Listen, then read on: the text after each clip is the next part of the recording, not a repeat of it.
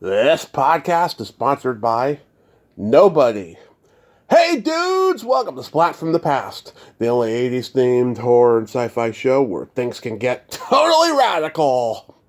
Happy Labor Day, everybody. Enjoy that barbecue. Now today, I will be welcoming back the gorgeous, the talented Michele Scarabelli. Michele and I are going to nerd out on the entertainment of our youth today, talking about film, television, and music from childhood. Now, she grew up in Montreal in the 60s and 70s, so it's going to be an interesting conversation to talk about that time. I've talked about this with other Canadians as well, and it's going to be great to have her back on. It's been 4 years since we talked last, you know. A lot of people may remember her from Alien Nation and the last season of Airwolf and a lot of various stuff she's been in. It's going to be great to have her back on. I just love her. I love her energy. She's such a good person. And it's going to be fabulous. This is the first episode of Autumn September. Pretty soon, Halloween October will be coming, getting back to the horror roots of Splat from the Past. My interview with Constance Force Lund last Thursday wasn't supposed to be the last for Hot August Summer. I was supposed to have Ari Gross coming back on, but something came up. But Ari will be on this Friday instead to make up for it. Also, I don't want to be negative, but I have to address this. I had another guest lined up earlier today. It was 2 years in the making, and I don't know why, but she fucking blocked me last night on all social media. You know, we fucking had an unrecorded conversation earlier in the day, and we were looking forward to this. She liked my Instagram promotion of her coming on, but I guess she didn't like the Facebook one, so I am blocked. And fine, she can go fuck herself. I am so upset about that, you know. I mean, I am a true fan of her, and I did so much research and so much notes for her that it just pisses me off that that happened. But whatever her reason is, then so be it. You know, I did everything I could, and thanks a lot. You know, go go screw yourself. I'm not even gonna say the F word anymore. Go screw yourself. So yeah, here is my new interview with Michele Scarabelli.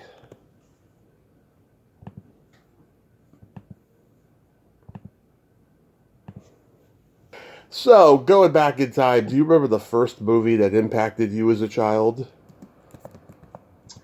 Well, I grew up in Montreal, and because of the European influence, um, uh, CBC, the French version of CBC, Radio Canada, had much more or less, let's say, puritanical view of what to air. So Right. I think it was, when nobody was around, I turned on the TV and was kind of in awe of Fellini at a young age. I don't know I forget which one, La Dolce Vita or one of those, and it Yeah. was kind of confusing as a kid. It made no sense whatsoever.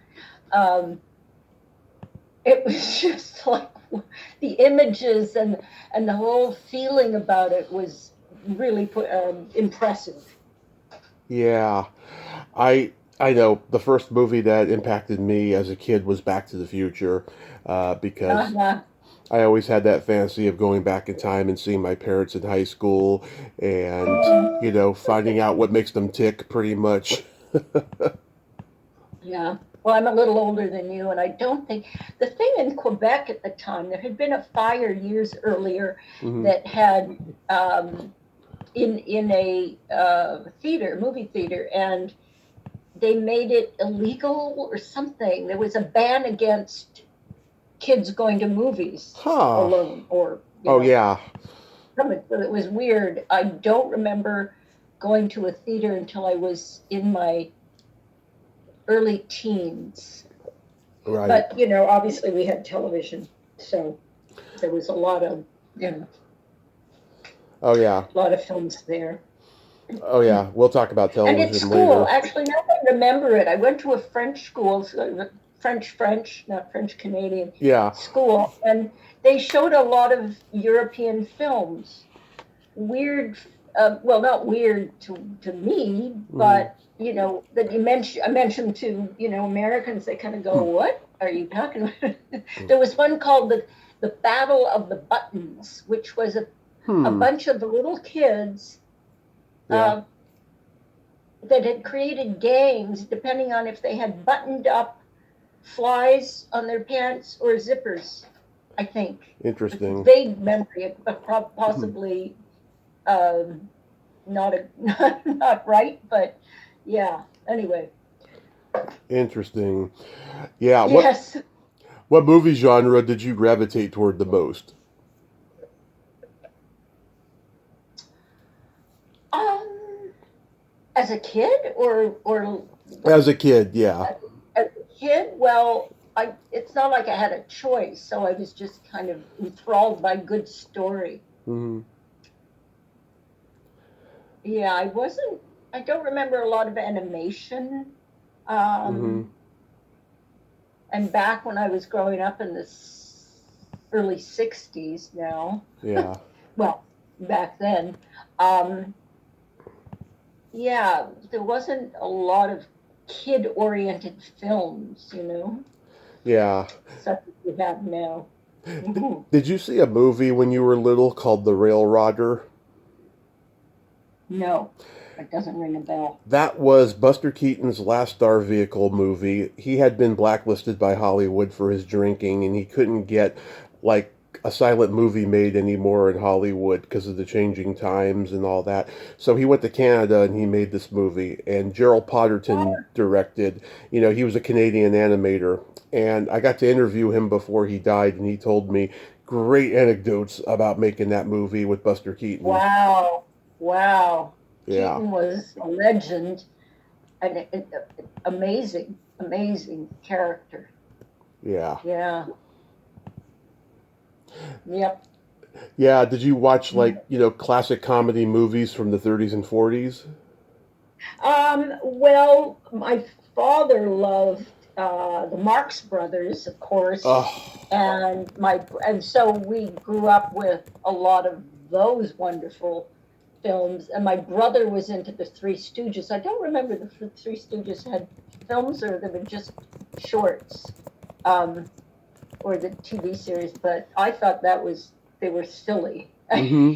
Yeah, I think I think the Three Stooges is more boy humor yes. than and there really is a difference. I think in Alien Nation we point there's a scene where Terry Treese's character Mm-hmm. uh, and Matt, Gary Graham's character, discuss this very thing. Yeah. What's funny and what isn't to whom, and it's a fascinating.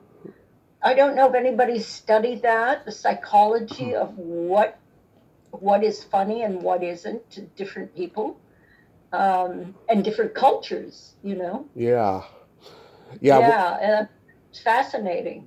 we're huge Three Stooges fans in my family, me and my dad, because my grandpa Uh-huh. my grandpa saw them as a kid in the theater. Oh wow, And then wow. when they hit cable during my dad's childhood, he passed on that love down to him, and then passed on down to me. I don't have any kids, but if I ever do, knock wood, then I will pass it on down to them.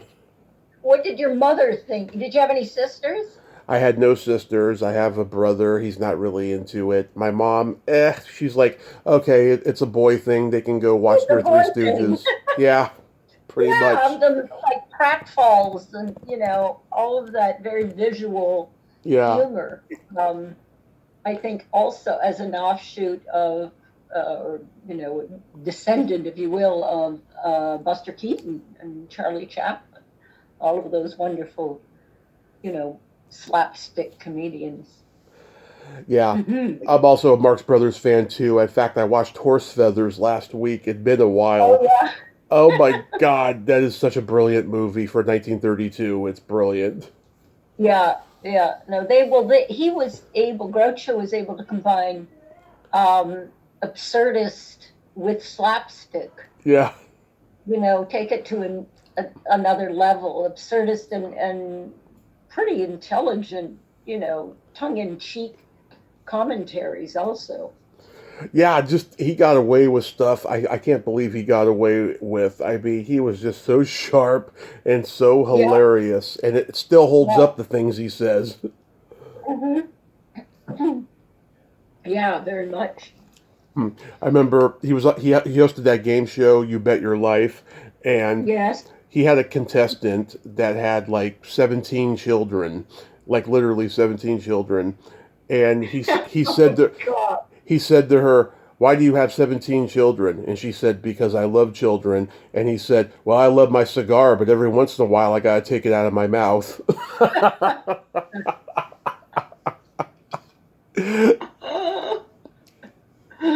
Yeah, and that passed the what was it at the time? The censors that were. The censors, yeah. I don't think I don't think maybe they did, but I don't think they had standards and practices in those days. Maybe they did. I don't know, but like, Well, yeah, obviously everybody heard the line, because it's a classic. So, yeah. so yeah, it got past them somehow. Yeah. Well, there's a part in Horse Feathers where he's playing quarterback on the football team, and he looks at the center's ass, and he says, "Fancy meeting you here. It's a small world after all." Yeah, he got away with a lot. That guy, a He lot. did. He did. Did you did you like Charlie Chaplin? Yeah, some of it. I mean, it. My grandfather, who was, I think my grandfather met him at some point. My grandfather from Italy, Hmm. Michele Scarabelli, Yeah. um, had been a chef in some of the top hotels through Europe and the States, the Waldorf, and then he was the head chef in uh, several of the hotels in Canada. And I Hmm. think he had met Houdini Hmm. at Wow. when he was touring. Houdini had come back to the kitchen after one of his performances Yeah. and asked something, I need, dinner or something anyway.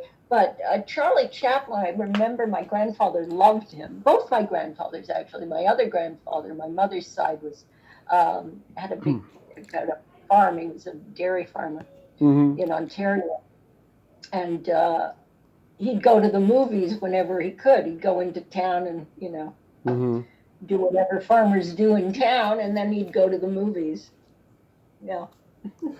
Yeah, I just love his movies. They used to have festivals of his movies on TNT when I was a kid, and I saw all of them. I just adored all of them, and I have a bunch of them on video here. I watched City Lights last week. It's still a masterpiece. Yeah. That last shot of him is just very haunting in that movie, and they don't even have end credits, or they don't even say the end. It just fades to black on him. Yeah. Yeah. No, one of the greats. Yeah, were you into like film noir? Yeah. I, you know, some of the again. I saw a lot of the more European films, but Hitchcock, of course, and yeah, yeah, a lot of the film noir of the time.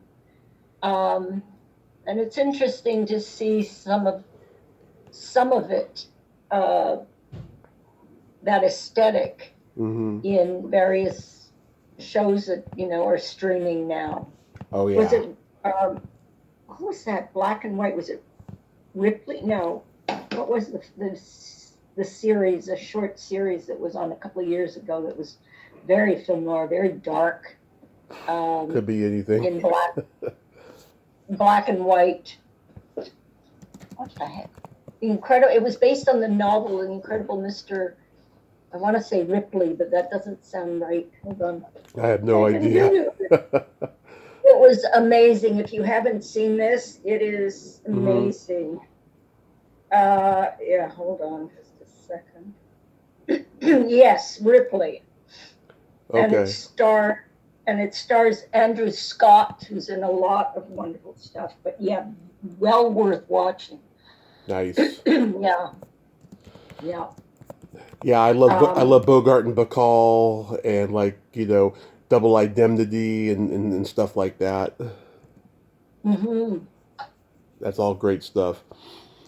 There was this one movie. It was a B noir. It was called Cannon City, where Scott Brady's this guy who escapes from prison, and he takes Jeff Corey, the famous acting teacher, with him, and DeForest Kelly from Star Trek played Bones McCoy, and Uh-huh. uh, Margaret Carey, who became the model for Tinkerbell in Disney's Peter Pan a few years later. I interviewed her, and she told me there's a moment where they're standing underneath a moose's head on the wall. And she told me that in one take, the moose's head fell off the wall and hit her in the head. And Oh dear. it hurt. She said it hurt, but she was intact. And then they do the next take, and next thing you know, blood starts pouring out of her forehead. Oh God. It was like a delayed reaction. Yeah, and she was like 18 at the time too. It was her first movie, and that happened to her. She got bludgeoned by a moose head. Oh God. What film was it? It was called Cannon City. It was just a B noir. It's on YouTube. Uh-huh. Yeah, Uh-huh. it was Oh God. We all have stories of our first films, and you're clueless when you're first starting. right. You figure, okay, I'll learn my lines, and then I'll just be scared as hell. I just figure out what to do when I get there, and it really is, learn on the job kind of situation initially, and then you know enough to just go, this is BS. I'm not putting up with this. But when you're young, you don't. My first biggish film was. Something I shot for CBC again, called Labor. No, was it Labor? Yeah, it was Labor of Love, Hmm. and we shot in New Brunswick, Right. and I played a small town girl. I walk in, and a lot of we were shooting in this small town, Chatham, New Brunswick. Hmm. I don't know where they got the crew because clearly there was no film crew available in this very small town.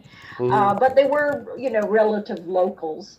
And the sound guy comes up to me, the guy who's holding the boom, Yeah. and he says, you got to remember where I am at all times, so you're out of my way, and I can, and I can, aim this thing properly at you. Yeah. And I went, oh, okay. I didn't realize I'm trying to remember all my lines. And I got a big scene with a lot of walking in the set. Yeah. And afterwards I said to the director, so the sound guy said I should really pay attention to where he is. And he went, what? And he was very French. He was from France. René Bonnier. Hmm. I said, but no, that's not true. It's him. He's supposed to pay attention to what you're doing, not the. Oh my goodness, this is ridiculous. So yeah, I kind of went, oh yeah, that makes more sense actually. Yeah. I got a lot. I've got to maneuver around the furniture. I don't have to worry where he is off camera, right? Hmm. Anyway. So Wow. yeah, there's a lot of stuff and that film I developed bronchitis, Wow. and I had to also worry about not coughing in the middle of, all you want to do is say your lines, but you also have to navigate your health. Yeah, so a lot of fun, those first films when you're first starting off.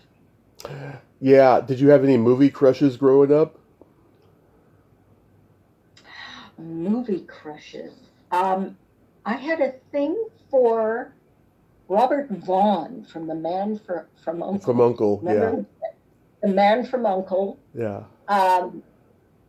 And I later met him at a fan, a convention. He was at the table next to me signing, autographing photos. Uh-huh. And he was, yeah, he wasn't what I expected at all. Oh yeah. And, I mean, not to disparage anybody, but let's just say our political leanings weren't the same. This is back way back. I'm going back 30 years, Hmm. at least 30 years. So, yeah, it was a bit of a letdown. And Yeah, he was not the nicest person either. people have told Not me. that warm and friendly. Yeah, Yeah. people have told me about that about him. He was an Ivy League guy and just Mm. self-righteous, and Very, very, yeah. yeah, he when Nixon got elected, he moved to Europe for a lot of years because he just couldn't live in the States anymore. Really? Yeah. Oh, well, I had a feeling because I remember him reading a book. Now, I don't know whether he was, pro or against, but reading the Ronald Reagan on the set of something I'd worked with him on. Hmm. I think it was The Wit and Wisdom of Ronald Reagan, but I could be wrong about that. Yeah. So anyway, Yeah. yeah, I have a feeling that he was pretty right wing, but maybe not. He was liberal actually, but maybe he turned conservative when he got older. Who knows? I don't Okay. I don't know. Yeah, I mean, Cary Grant was a big one for me, and Natalie Oh Wood. God, yes, Cary Grant, Marcello Mastroianni, Hmm. huge. Maybe from my Fellini indoctrination at a tender age. Yeah, all those great. Yeah, I mean they're so iconic that I can't even think of them as crushes because they're more like gods of the films. Yeah. No. Hmm. With What about you? Big film crushes? Yeah, yeah. Cary Grant and Natalie Wood were big crushes for me, as I just said. Yeah, no, other than that? um, Lots of '80s movie actresses that I've gotten to interview and become friends with. Um, got so many of them and stuff. Oh. It's easy for me to develop crushes, because I'm bi. It's very easy. Oh. What did Woody Allen say? It gives you twice as many chances for a date or a crush, I guess. Well, his Yeah. his well his credibility is very low by this point. Well, yeah. Yeah. But still, some of he's quotable at certain times. Oh, I love his movies. Annie Hall is like my favorite romantic comedy of Yeah. all time. Yeah. I love it. Sleeper. I think it's just a silly, farcical, silent movie homage. Hmm. Chaplin, Keaton homage. Yeah, I do think he's brilliant though. Yeah. Did Yeah. did they have drive-ins in Canada? I think they did. But I was pretty much, I never went to one as a Oh, kid. Um, they were, because I was more urban. I was, grew up in the center of the city, and you'd have to drive quite a bit to get to a drive-in.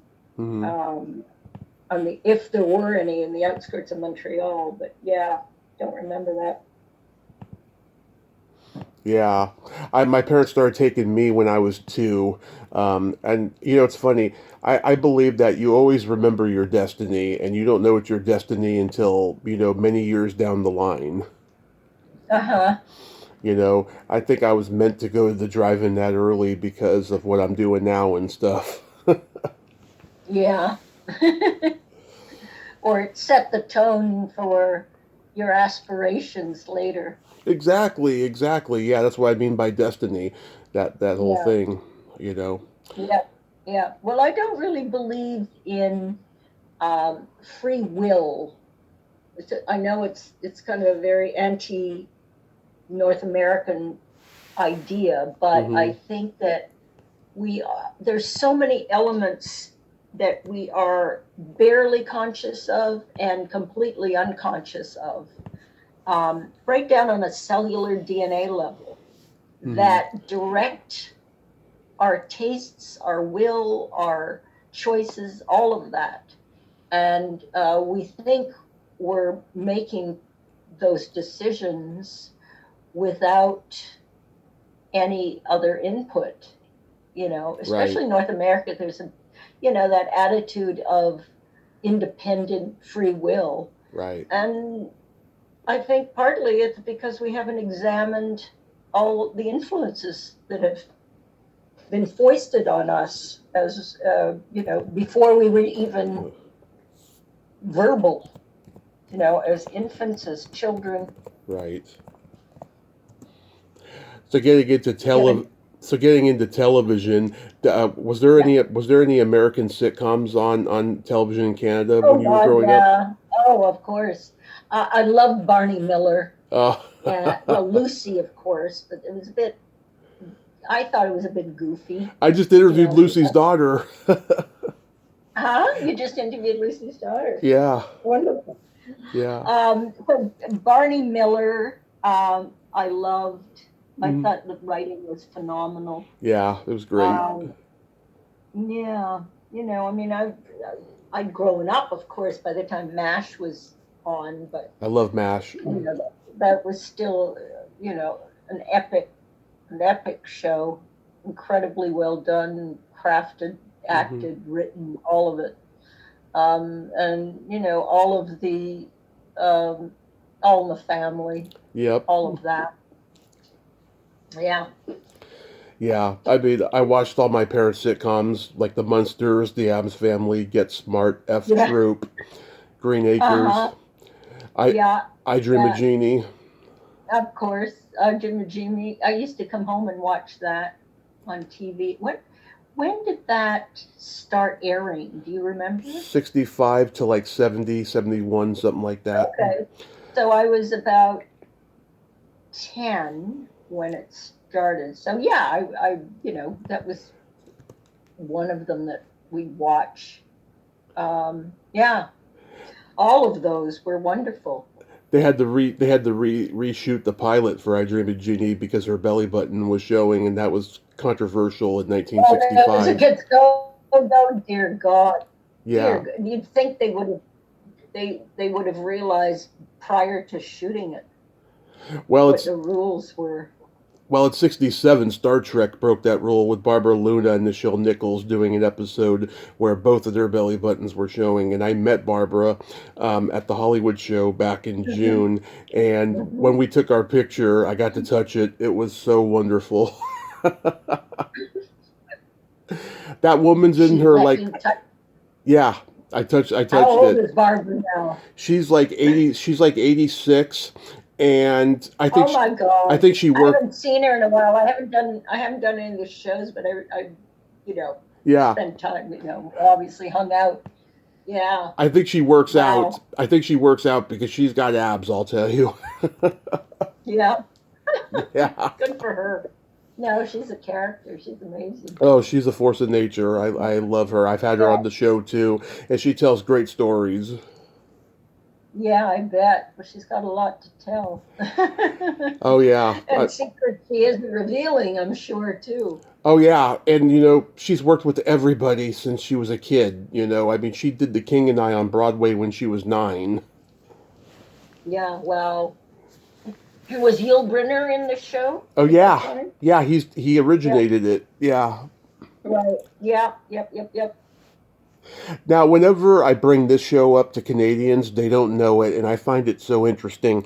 There was a sci-fi show that was kind of a ripoff of Star Trek in Canada called The Starlost. Do you remember that? Starlost? Yeah, The I, Starlost. it sounds the Starlost. It was shot. Where was it shot? It was a Canadian Was it? show, and Oh, it starred Coeur d'Alene. oh yeah, yeah. No, I don't remember. Let me see here. The Starlost. Hmm. Was it It, uh early pre Star 70s. Trek? Early 70s. No, it was way after Star Trek. Oh, okay. Um, yeah. No, I don't. 70s. Well, I'm just looking at it now. I had dated one of the stars on it. Which one? I can't. Well, it says Robin Ward played Garth, but I don't know if he was in the original cast or just a guest star. Uh-huh. Yeah, no, apparently he was one of the main. Yeah.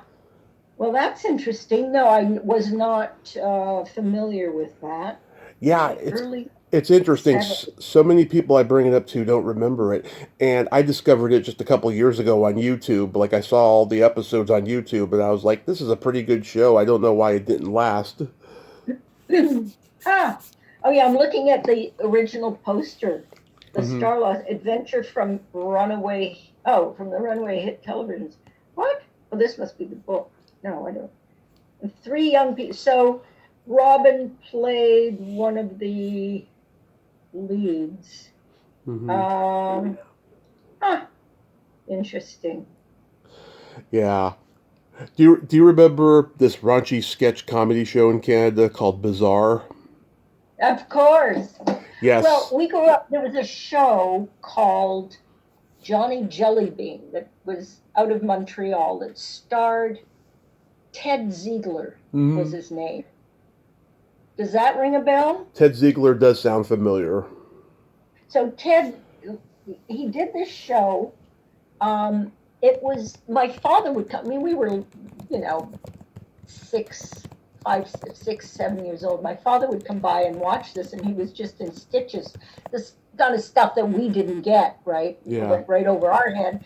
But he was hilarious. And he came down at some point to the States, and I think he was writing for all of those great shows of, like Carol Hmm. Burnett show and the Smothers Brothers, and, maybe,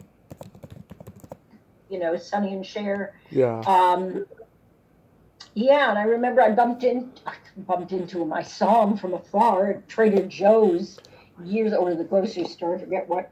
Um, Years later, and I was like, oh my god! But he'd aged, of course. So my little kid memory of him was Hmm. kind of dashed. I went like, oh my god, that's Ted Ziegler, and I didn't have the wherewithal and the guts to go over and say hi. um, yeah, but he was amazing. That's showing what they got away with. Also, I don't think, unfortunately, Hmm. I doubt if they saved any of it, because, you know, it would have cost a fortune probably at the time to save that Yeah. show being shot in, the mid 60s. It would have been, I don't know what kind of tape they used or film they used back then. Right. But anyway, yeah, the Johnny Jellybean show. Yeah, the reason I bring up Bizarre is because every Canadian actor that we know was on that show doing sketches. I talked to Mary Beth Rubins about it. Oh, You God. know, Really, Mary Beth. Dear God, how is she? she's great. I mean, she makes, her films and she's, into activism and stuff and all of that. Yeah. But like, yeah, I mean, she was very close to John Biner when she was on that show.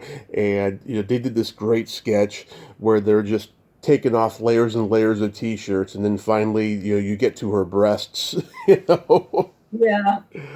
Yeah, yeah, I remember. So while I had brought up Ted Ziegler, I think he had gone on to write for that show, and there were a lot of.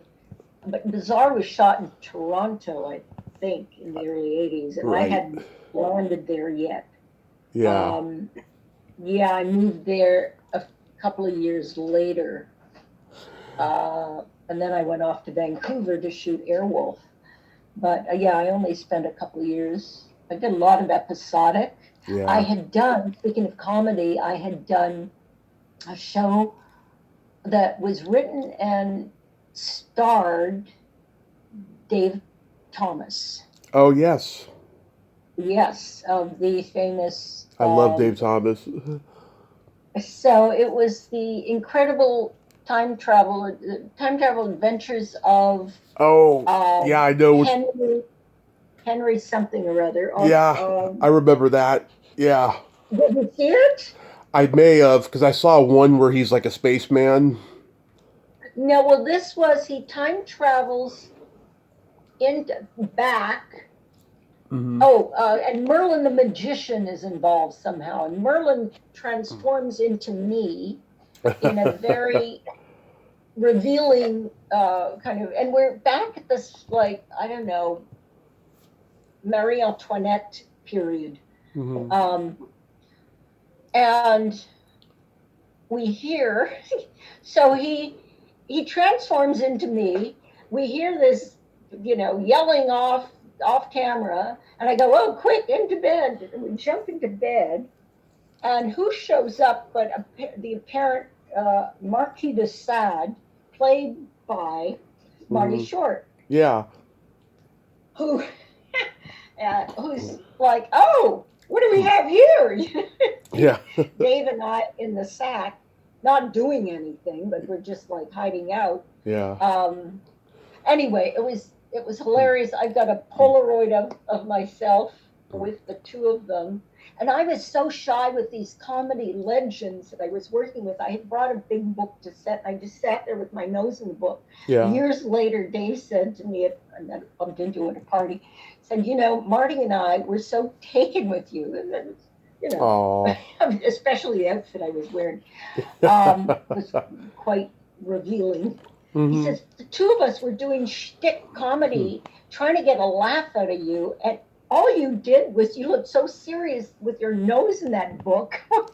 Like, oh, was that what was going on? I was trying not to laugh. I thought you were being, working on stuff, routines. I didn't want to break it with my laughter. Anyway, Yeah. the stuff you learn afterwards. Of course. Yeah, you guest starred on the reboots of Perry Mason, Star Trek, Alfred Hitchcock, Kung Mm-hmm. Fu, but did you ever watch the original shows? Of course, of course. Hmm. Well, Hitchcock, I don't remember. I've seen a lot of the films. Um, Star Trek, of course, I watched a lot of as a kid. And what else was there? Well, the Philip Marlowe. Yeah. Oh They yeah, I were saw they your were. episode of Philip Marlowe because I had Peter McNeil on and he was in that same episode. Uh huh. Yeah, I was watching Um, it and I go, wow, it's Michelle. She looks hot. yeah, one of the ones I'd shot in Toronto. Um, Yeah. But yeah, Kung Fu. I mean, Kung I've heard Fu. Carradine was crazy. Yeah. I mean, what the ADs had to do to get them to set Yeah.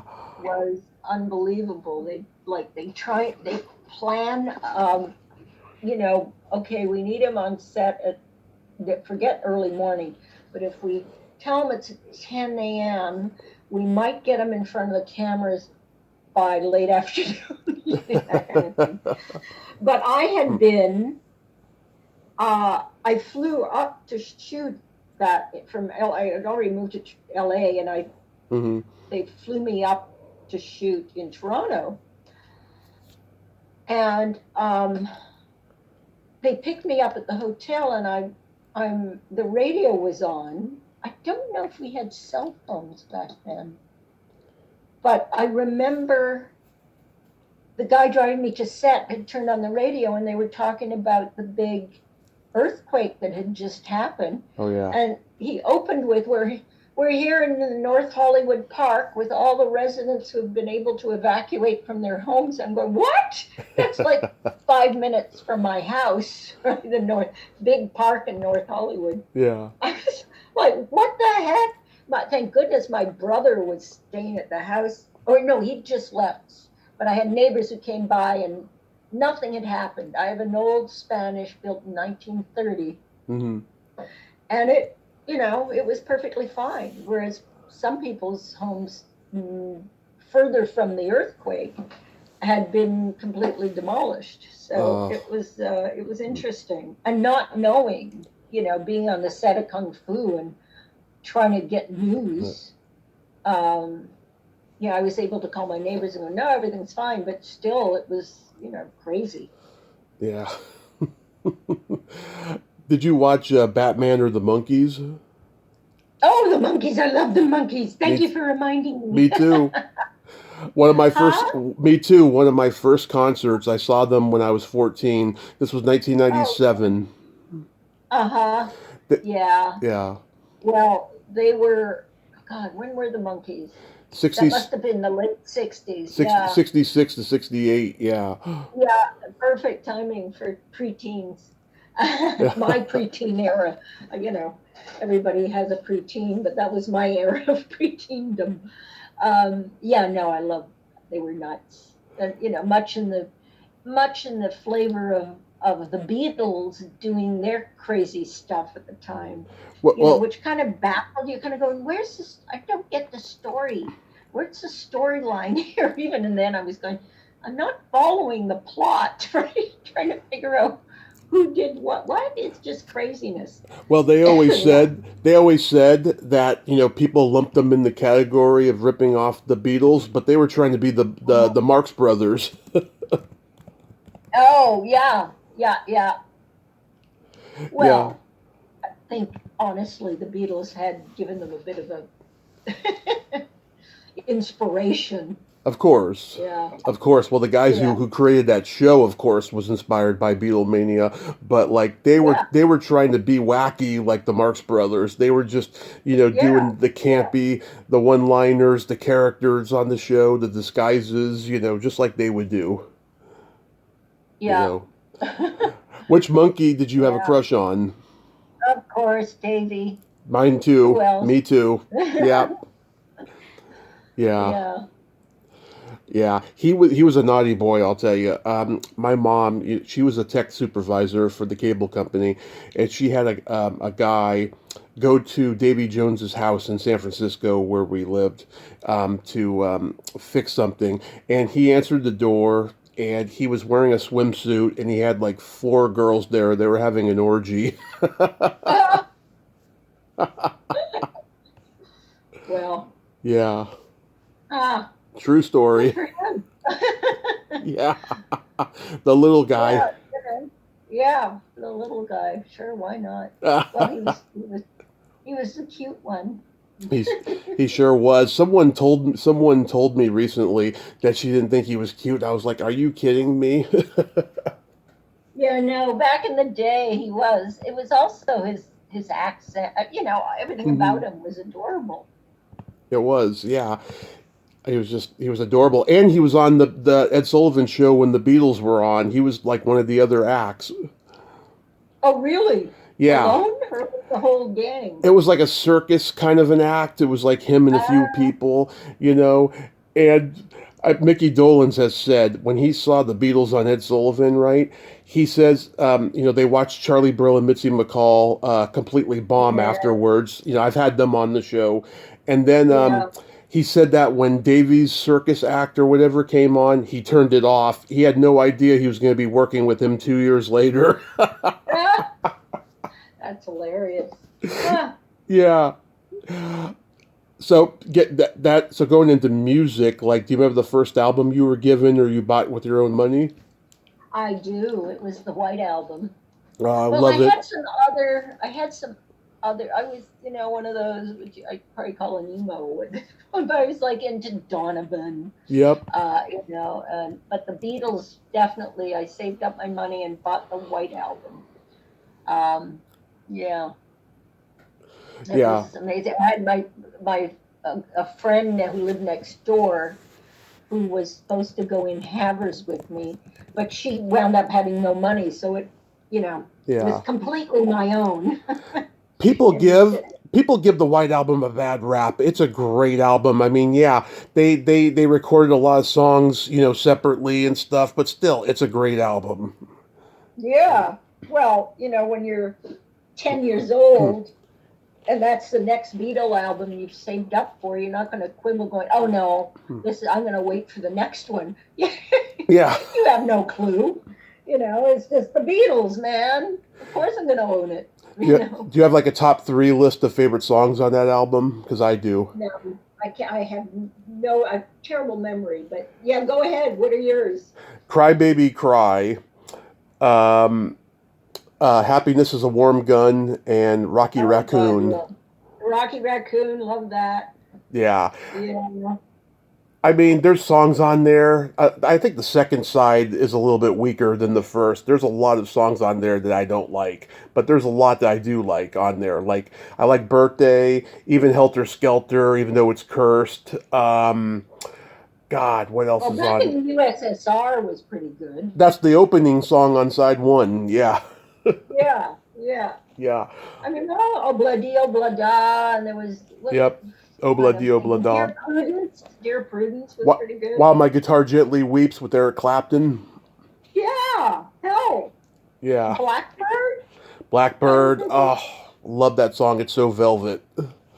yeah, yeah. Oh, even No, that there was, stupid song. Why don't we do it in the road? That's great. That's no, Paul. I'm looking at the playlist now, and all of them are, I mean, even, weird ones like Revolution, you Revolution. know, I don't like the slow version. I love the fast one. yeah, yeah. And what else? Helter Skelter. I mean, God, how many people can claim that many hits Glass. on one album? Oh yeah, Glass Onion. Yeah, Glass Onion. I used to do that one in karaoke. Yeah, So, like, my dad had a rock band when I was a kid, and he had a huge collection of vinyl records. He had Beatles, Stones, Beach Boys, Carole King's Tapestry, lots of great stuff. yeah. Did you Huh. did you have a lot of stuff like that? Trying to remember. Can't come to the top of my mind right now. Because I love Canadian rock bands. I love the Guess Who and Rush and April Wine and Neil Young and Moxie and Loverboy. I love Canadian rock. Well, again, I grew up in Montreal, and so I was more exposed to French, which you wouldn't, nobody Hmm. would know here. Um, I have a friend who's a British singer Hmm. who does a lot of Sinatra, and he's a little younger than I am, by about 5 years. Yeah. He teases me about Gino Vanelli, Uh, who was from Montreal, who was a big, big hit. I'm not sure how many hits he had, but he was a big, brief hit. yeah. And I wasn't into him at all because he was just too over the top for my taste. He was kind of a French or Anglo version of Tom Jones, a lot of gyrations. But yeah, Montreal had its own. Well, there was Leonard Cohen, obviously from Montreal. He's from But Canada. Leonard? Oh Yeah. my God, yes. I thought he, Leonard Cohen I thought he was a New from Mon- Yorker. Oh God, no. He was from just about a few blocks away from where I grew up. Wow, I did not know Well that. to A well-to-do Montreal Jewish family, a very established. I think his grandfather or something was a well-known rabbi. Hmm. And yeah, Leonard and his poems initially, his first books of poetry, Hmm. he references growing up in Montreal and the Huh. girls he couldn't get because he was, the, he was not the cute guy he grew up. Well, cute is a wrong term for Leonard Cohen, but yeah, the blonde shiksas, as Yeah. they're called, Yeah. wouldn't give him the time of day. Of course, 10 years later, they'd be all over him, right? Yeah. Yeah. Wow. Anyway, That is new to yeah. me. I thought, yeah, because you hear a name like Leonard Cohen, you think of New York, you know. Yeah, no, very much. Montreal's got an old established Jewish community, as old probably as Montreal as New York. And I had grown up being that blonde shiksa, basically, because I went to after French school. I went to high school. The area we were in, the public high school was about 85% Jewish in that neighborhood. Hmm. Um, so I grew up with a lot of very brilliant minds, actually. Anyway, so Leonard was huge. But a lot of the Canadians, Joni Mitchell, Gordon obviously, Lightfoot. Gordon Lightfoot, yeah, Hmm. yeah, yeah, a Yeah. lot of those guys. Do you remember your first concert? Rolling Stone at the Montreal Forum. My dad Rolling saw the Rolling Stone. Stones in '66, and Exactly, guess yeah. who opened? Guess who I have opened? no idea. Neil No idea. Diamond, and Oh my God. he got booed off the stage because he wasn't rock and roll. Oh, well, there you go. Yeah. Yeah. Yeah, my first like official big concert after had seen the Monkees was Alice Cooper, and that guy is a showman, I'll tell you. Yeah. Oh God, yeah. He's vaudeville. I mean, he will do theatrics. He'll die at the end of every concert, hung himself, electrocute, shot, whatever. Yeah. And he is just brilliant. He's still doing it. He's 77, and he's just keeping Wow. he's keeping vaudeville alive. Yeah, yeah, yeah. Well, the yeah younger. I don't think younger performers are doing that kind of thing. And you look at Ozzy Hmm. with the biting the heads off animals. Well, he's dead now. Yeah. No. Yeah. I'm aware. I'm aware. Anyway. Yeah, he bit heads Yeah. off.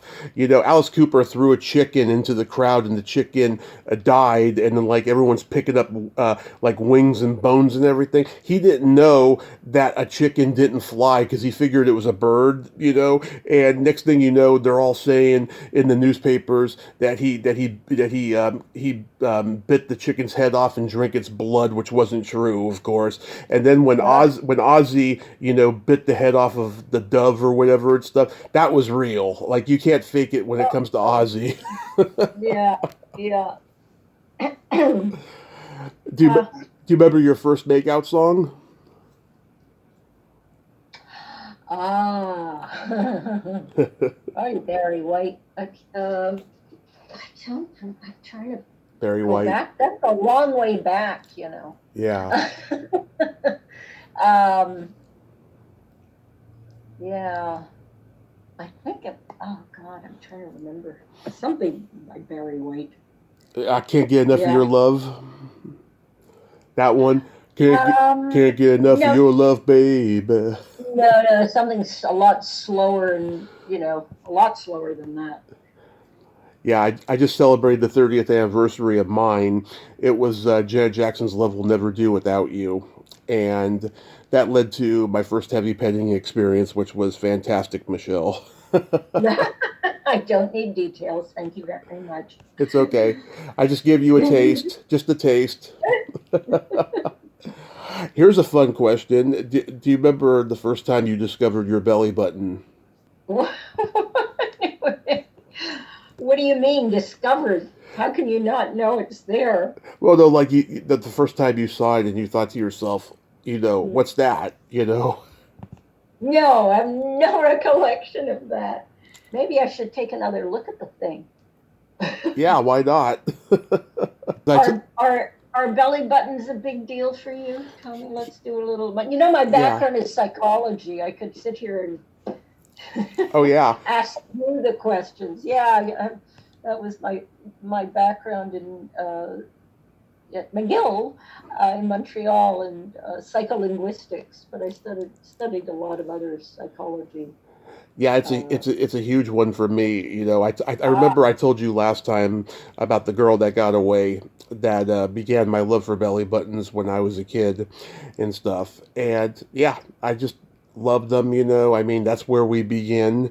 You know, in the womb, and that's where we're fed, and it's a wonderful body part. And some people don't like them. You know, I'll never understand that, but I love them.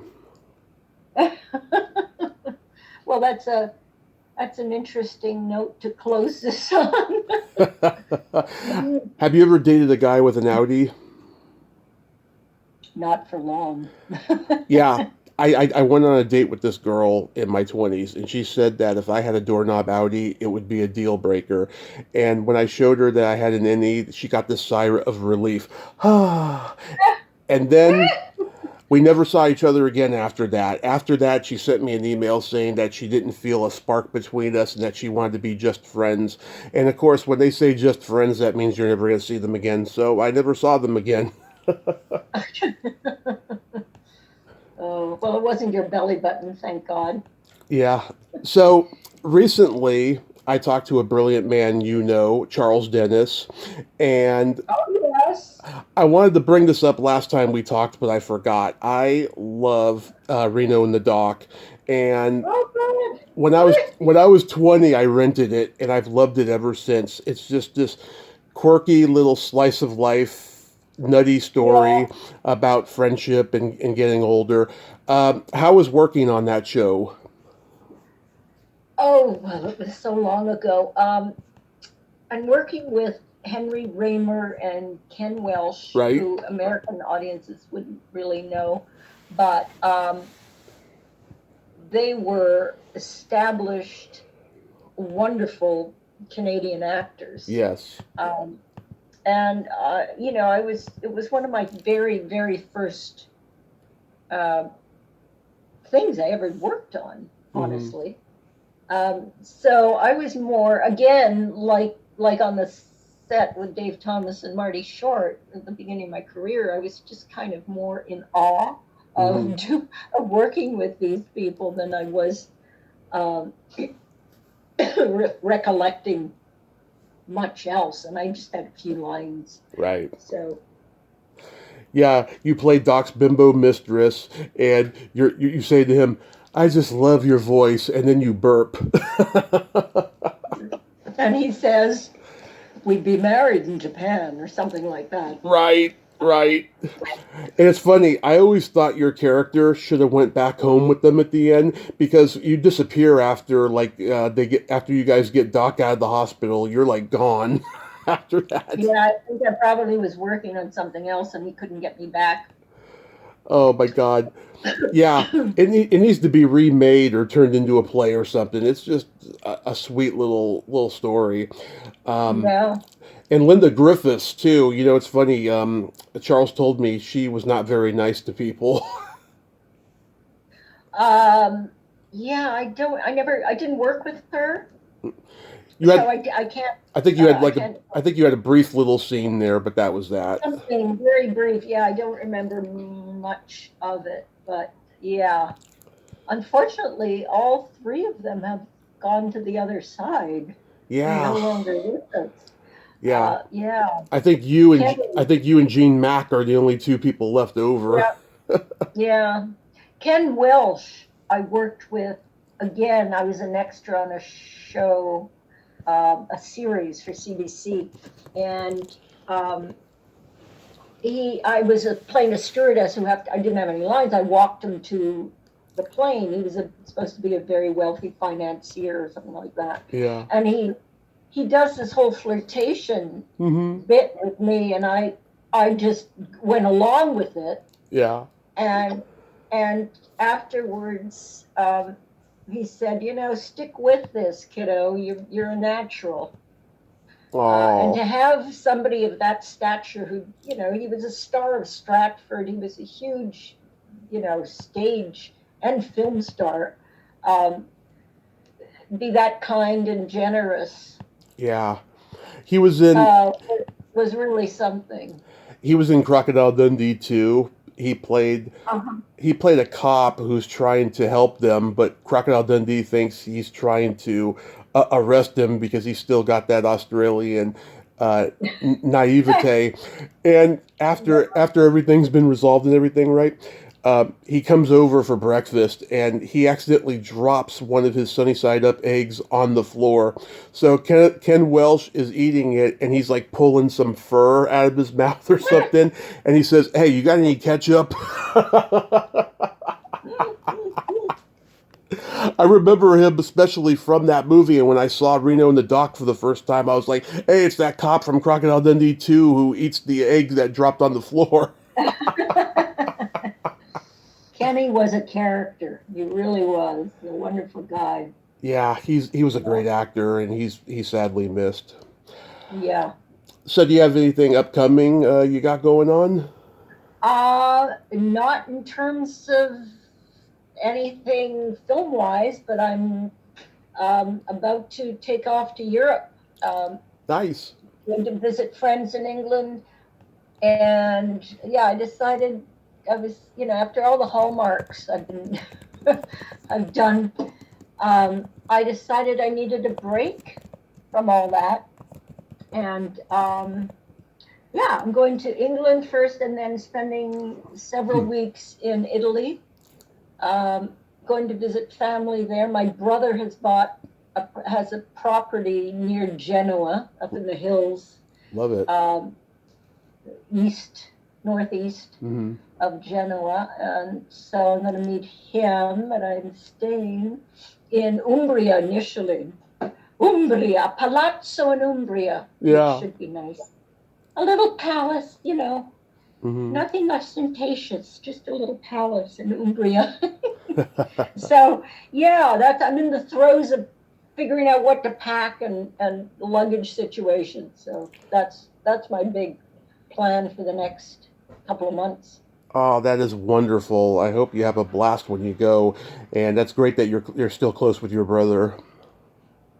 Yeah, yeah, we are. We've gotten closer as after my parents have passed in the last few years. Yeah.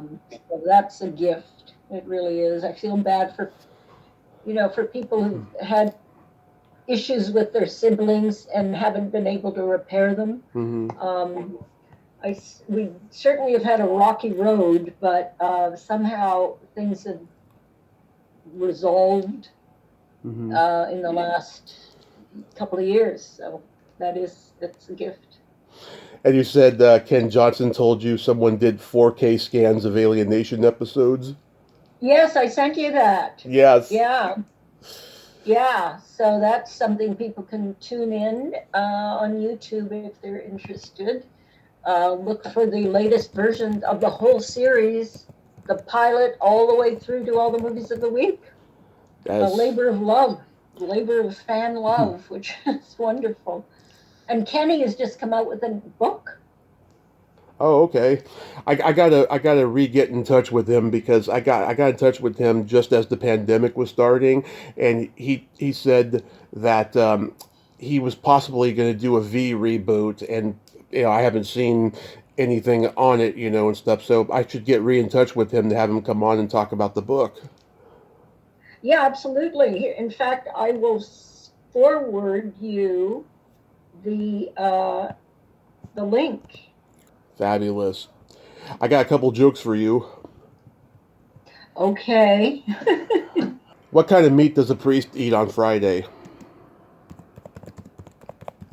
I don't know what. None. Ah, all right, that's pushing the limit a little there.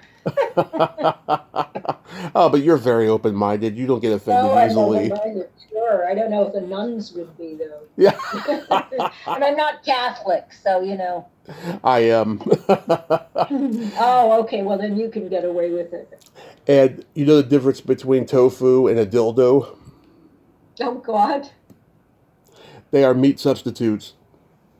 Oh, okay, all right, I got it. I thought it was going to be some reference to being firm No, versus not. no. Extra firm preferable on both of them. What are the similarities? I don't. That extra firm is preferable. Michelle, I love you. Thank you so much for coming back on and nerding out with me today. You're very welcome. Have a great rest of Labor Day. Yes, you Bye. have a fun trip. Thanks. Bye. Bye-bye. Well, there you have it. Michele Scarabelli. Ain't she a sweetheart? Oh my God. I friggin' love her.